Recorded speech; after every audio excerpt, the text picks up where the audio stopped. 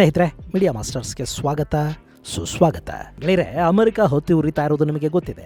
ಈಗ ಅದೇ ಪರಿಸ್ಥಿತಿ ಉತ್ತರ ಐರ್ಲೆಂಡ್ ಅಲ್ಲಿ ಕೂಡ ಶುರುವಾಗಿದೆ. ಯಾವ ಸಮಸ್ಯೆ ಮುಂದೆ ಯುರೋಪಿಯನ್ ದೇಶಗಳನ್ನ ಆಹುತಿ ತಗೊಳ್ಳುತ್ತೆ ಅಂತ ಪೋಲೆಂಡ್ ಸೇರಿದಂತೆ ಸಾಕಷ್ಟು ದೇಶಗಳು ಪದೇ ಪದೇ ಎಚ್ಚರಿಸ್ತಾ ಇದ್ವು, ಆ ಸಮಸ್ಯೆ ಅಲ್ಲೀಗ ಬೃಹದಾಕಾರವಾಗಿ ಕಾಣಿಸ್ಕೊಳ್ತಾ ಇದೆ. ಫ್ರಾನ್ಸ್ ಬ್ರಿಟನ್ಗಳ ನೆಮ್ಮದಿಯನ್ನ ಕಿತ್ಕೊಂಡಿದ್ದ ಅದೇ ಸಮಸ್ಯೆ ಈಗ ಐರ್ಲೆಂಡ್ಗೆ ಕೂಡ ಬೆಂಕಿ ಹಾಕ್ತಾ ಇದೆ. ಅಲ್ಲಿ ವಲಸಿಗರ ವಿರುದ್ಧ ಸ್ಥಳೀಯ ಜನ ತೀವ್ರ ಆಕ್ರೋಶಗೊಂಡಿದ್ದಾರೆ. ಅವರ ಮನೆಗಳನ್ನ ಸುಡ್ತಾ ಇದ್ದಾರೆ, ಕಂಡಲ್ಲಿ ಹೊಡಿತಾ ಇದ್ದಾರೆ. ಹಾಗಾದ್ರೆ ವಲಸೆಗಳನ್ನ ತುಂಬಾನೇ ಬೆಂಬಲಿಸ್ತಾ ಇದ್ದ, ಮಾನವೀಯತೆಯ ಬಗ್ಗೆ ಜಗತ್ತಿಗೆ ಪಾಠ ಮಾಡ್ತಾ ಇದ್ದ ಯುರೋಪಿಯನ್ ದೇಶಗಳಲ್ಲಿ ಇದೇನಾಗ್ತಾ ಇದೆ? ಅದರಲ್ಲೂ ಪಾಪ ಸಾಧ್ಯವಾದಷ್ಟು ಶಾಂತವಾಗಿರೋ ಐರ್ಲೆಂಡ್ ಅಲ್ಲಿ ಇದೆಂಥ ಉದ್ವಿಗ್ನತೆ, ಏನಾಗ್ತಾ ಇದೆ ಅಲ್ಲಿ? ಬನ್ನಿ ನೋಡೋಣ. ನಿಮ್ಮಲ್ಲಿ ಸಾಕಷ್ಟು ಜನ ಯೂಟ್ಯೂಬ್ ಚಾನಲ್ ಅನ್ನ ಮಾಡಬೇಕು ಅಂದ್ಕೊಂಡಿರ್ತೀರಿ. ಇನ್ನು ಕೆಲವರು ಈಗಾಗಲೇ ಚಾನಲ್ ಅನ್ನ ಮಾಡಿರ್ತೀರಿ, ಆದ್ರೆ ಅದನ್ನ ಮುಂದೆ ತಗೊಂಡು ಹೋಗೋದು ಹೇಗೆ ಅನ್ನೋ ಗೊಂದಲದಲ್ಲಿರ್ತೀರಿ. ನಿಮಗಾಗಿನೇ ಯೂಟ್ಯೂಬ್ ಹಾಗೂ ಇನ್ನಿತರ ಸೋಷಿಯಲ್ ಮೀಡಿಯಾಗಳ ಬಗ್ಗೆ ತರಬೇತಿ ಕೊಡುವ 3 ದಿನಗಳ ಕಾರ್ಯಾಗಾರವೊಂದನ್ನ ನಾವು ಹಮ್ಮಿಕೊಳ್ತಾ ಇದ್ದೀವಿ. ಜೂನ್ 13, 14 ಮತ್ತು 15ನೇ ತಾರೀಕು ಈ ಯೂಟ್ಯೂಬ್ ನ ವಿಶೇಷ ಕಾರ್ಯಾಗಾರ ಇರುತ್ತೆ.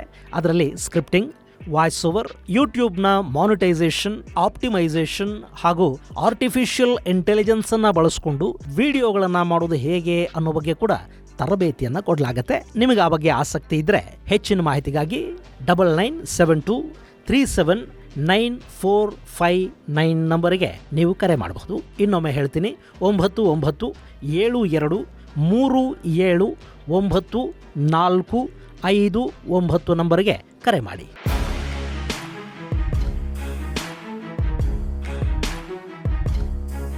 ಗೆಳೆಯರೆ, ಇವತ್ತು ಇಡೀ ಜಗತ್ತನ್ನು ಕಾಡ್ತಾ ಇರೋದು ವಲಸೆ ಮತ್ತು ಅಕ್ರಮ ವಲಸೆ. ಮನುಷ್ಯ ಸ್ವಭಾವತಃ ಒಂದು ಕಡೆಯಿಂದ ಮತ್ತೊಂದು ಕಡೆಗೆ ವಲಸೆ ಹೋಗ್ತಾ ಬದುಕು ಕಟ್ಟಿಕೊಳ್ತಾ ಬಂದವನು. ಹಾಗೆ ನೋಡಿದ್ರೆ ಇವತ್ತು ಇಡೀ ಜಗತ್ತಿನ ನಾನಾ ದೇಶಗಳಲ್ಲಿ ವಾಸ ಮಾಡೋ ಬಹುತೇಕ ಜನ ಎಲ್ಲೆಲ್ಲಿಂದಲೂ ಅಲ್ಲಿಗೆ ವಲಸೆ ಬಂದವರೇ. ಹೀಗಾಗಿನೇ ಮನುಷ್ಯನ DNA ಪರೀಕ್ಷೆ ಮಾಡಿದರೆ ಅದು ಸಂಕರಗೊಂಡಿದೆ ಅನ್ನೋದು ನಮಗೆ ಗೊತ್ತಾಗುತ್ತೆ. ಆದರೆ ಕಾಲಕ್ರಮೇಣ ನಾಗರಿಕತೆ ಬೆಳೀತು. ಒಂದು ಕಡೆ ನಿಲ್ಲೋದನ್ನ ಅಭ್ಯಾಸ ಮಾಡಿಕೊಂಡ ಮನುಷ್ಯ ತನ್ನದೇ ಸಂಸ್ಕೃತಿ, ಪದ್ಧತಿಗಳು, ಪರಂಪರೆಗಳನ್ನು ಬೆಳೆಸ್ಕೊಳ್ತಾ ಹೋದ. ತನ್ನನ್ನು ತಾನು ನಾಗರಿಕ ಅಂತ ಬಿಂಬಿಸ್ಕೊಳ್ತಾ ಹೋದ.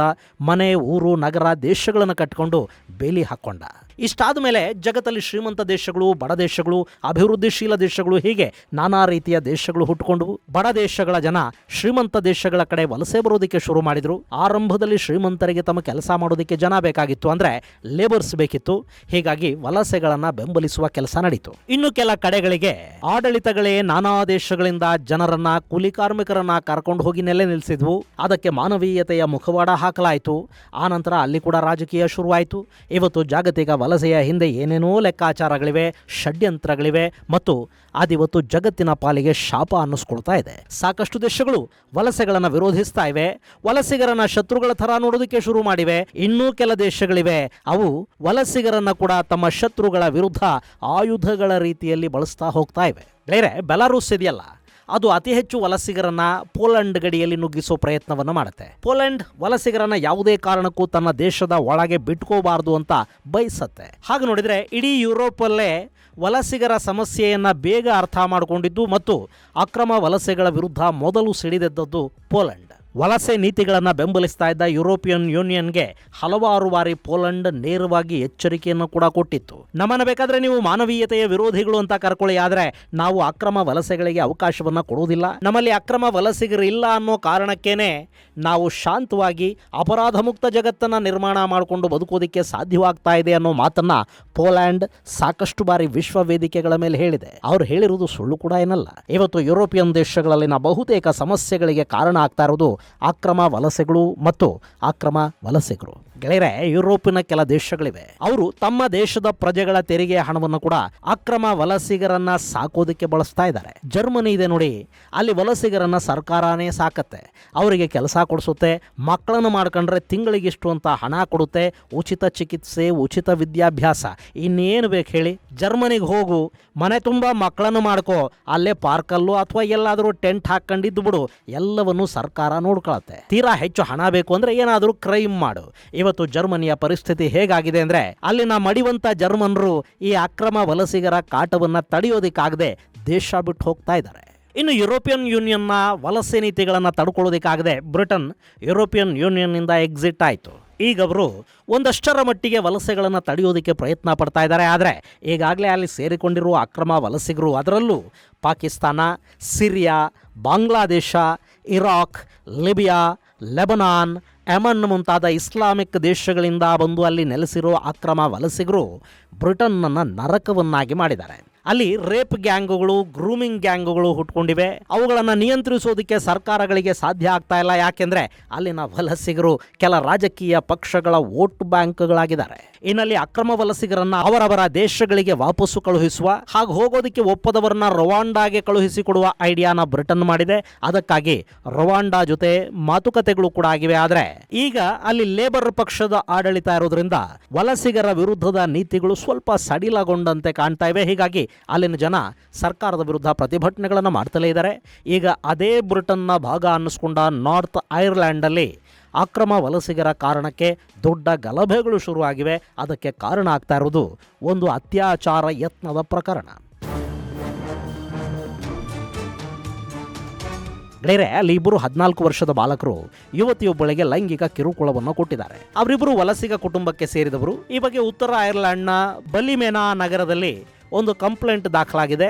ಪೊಲೀಸರು ಆ ಇಬ್ಬರು ಅಪ್ರಾಪ್ತರನ್ನ ಬಂಧಿಸಿ ವಿಚಾರಣೆಗೆ ಒಳಪಡಿಸಿದ್ದಾರೆ. ಅಲ್ಲಿ ಮೊದಲೇ ವಲಸಿಗರ ವಿರುದ್ಧ ಸ್ಥಳೀಯರಿಗೊಂದು ಸಿಟ್ಟಿದೆ. ಹೀಗಿರುವಾಗ ವಲಸಿಗರ ಕುಟುಂಬದ ಹುಡುಗರು ಯುವತಿಯೊಬ್ಬಳ ಮೇಲೆ ಲೈಂಗಿಕ ದೌರ್ಜನ್ಯವನ್ನು ನಡೆಸಿದ್ರು ಅನ್ನೋದು ಗೊತ್ತಾದರೆ ಜನ ಸುಮ್ಮನಿರ್ತಾರ?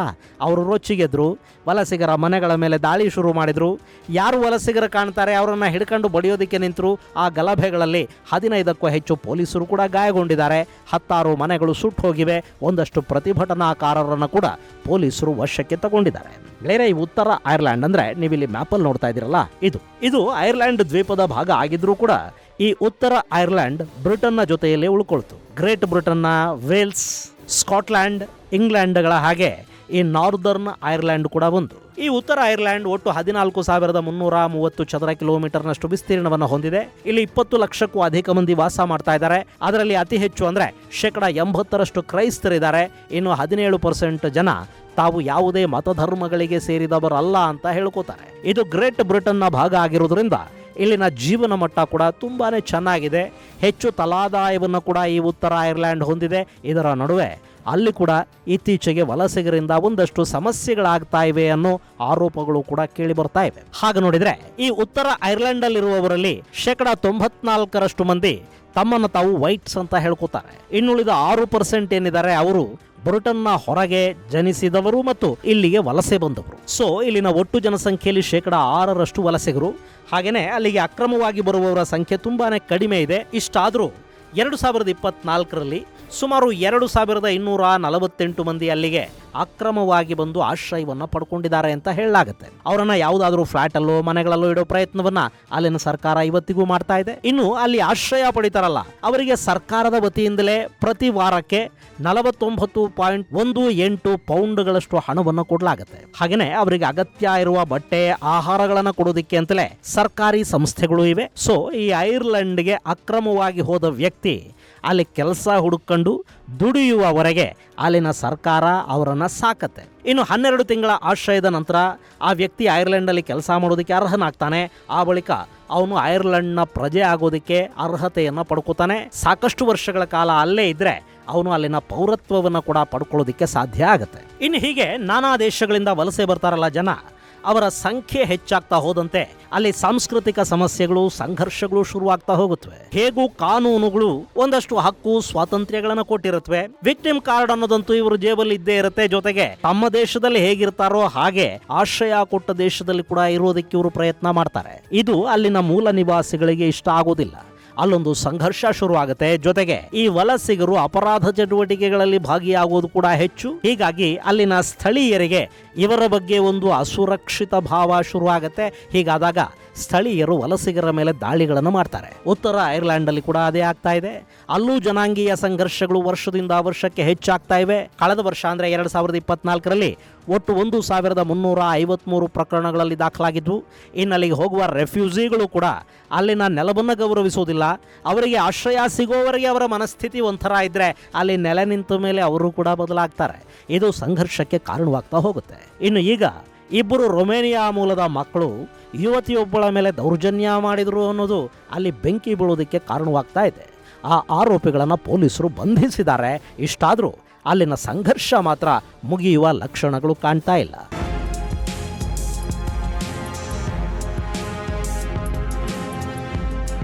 ಗೆಳೆಯರೆ, ಅಕ್ರಮ ವಲಸೆಗಳನ್ನ ಪ್ರೋತ್ಸಾಹಿಸುವ ದೇಶಗಳು, ಅಕ್ರಮ ವಲಸಿಗರಿಗೆ ಆಶ್ರಯವನ್ನ ಕೊಡೋ ದೇಶಗಳು ಒಂದಲ್ಲ ಒಂದಿನ ಇಂಥ ಸಮಸ್ಯೆಯನ್ನ ಎದುರಿಸಲೇಬೇಕು. ಈಗ ಐರ್ಲೆಂಡ್ ಅಲ್ಲಿ ವಲಸಿಗರ ಸಂಖ್ಯೆ ಕಡಿಮೆ, ಅಲ್ಲಿ ಅವರ ವಿರುದ್ಧ ಸ್ಥಳೀಯರು ಗಲಾಟೆ ಮಾಡ್ತಾ ಇದ್ದಾರೆ. ಅದೇ ವಲಸಿಗರ ಸಂಖ್ಯೆ ಹೆಚ್ಚಾಯ್ತು ಅಂತ ಇಟ್ಕೊಳ್ಳಿ, ಅಮೆರಿಕದ ಲಾಸ್ ಏಂಜಲೀಸ್ ಅಲ್ಲಿ ಆಗ್ತಾ ಇದೆಯಲ್ಲ, ಅಂಥ ಪರಿಸ್ಥಿತಿ ನಿರ್ಮಾಣ ಆಗುತ್ತೆ. ಅಲ್ಲಿ ವಲಸಿಗರೇ ಸ್ಥಳೀಯರನ್ನ ಹೊಡೆಯೋದಕ್ಕೆ ಶುರು ಮಾಡ್ತಾರೆ. ಲಾಸ್ ಏಂಜಲೀಸ್ ಯಾಕೆ, ನಮ್ಮ ದೆಹಲಿಯ ಶಾಹೀನ್ ಬಾಗ್ ಅಲ್ಲಿ ಆಗಿದ್ದೇನು, ಬಾಂಗ್ಲಾದೇಶದ ಅಕ್ರಮ ವಲಸಿಗರು ಅಲ್ಲಿ ಪೊಲೀಸರನ್ನು ಹಿಡ್ಕೊಂಡು ಬಡಿದ್ರು, ಏನಾಯ್ತು?